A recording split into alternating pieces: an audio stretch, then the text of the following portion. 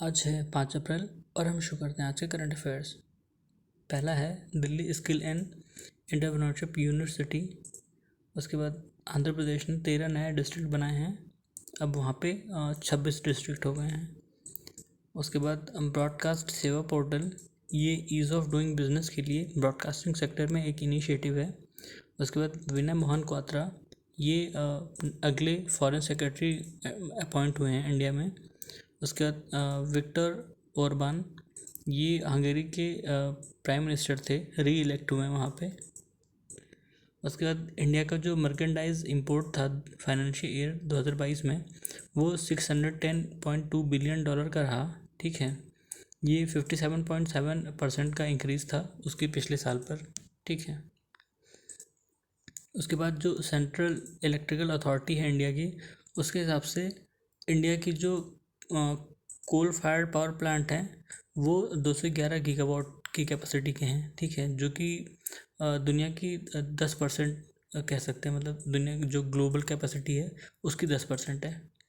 उसके बाद IPCC की जो 6th रिपोर्ट थी, उसका जो 3rd सेगमेंट था वो अभी रिलीज़ हुआ है। उसका नाम है the summary for policy makers of IPCC working group 3rd। ठीक है, उसके बाद 5th अप्रैल नेशनल मैरीटाइम डे।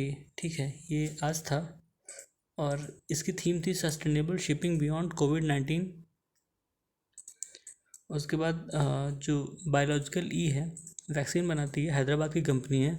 इसको mRNA टेक्नोलॉजी ट्रांसफ़र के लिए WHO की जो टेक्नोलॉजी ट्रांसफ़र हब थी उसने सेलेक्ट किया है। ठीक है, उस ट्रांसफ़र हब का नाम है advisory committee on vaccine product development. ठीक है, इसने सेलेक्ट किया है बायोलॉजिकल ई को एज ए रिसिपिएंट फर्म।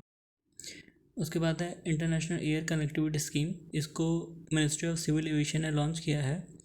कुछ जो इंडिया के जो राज्य हैं उनके और कुछ सेलेक्टेड इंटरनेशनल डेस्टिनेशन के बीच में एयर कनेक्टिविटी को बढ़ावा देने के लिए, ताकि वहाँ पे सोशियो इकोनॉमिक ग्रोथ हो सके। ठीक है, जैसे अभी त्रिपुरा और बांग्लादेश के बीच में हुआ था।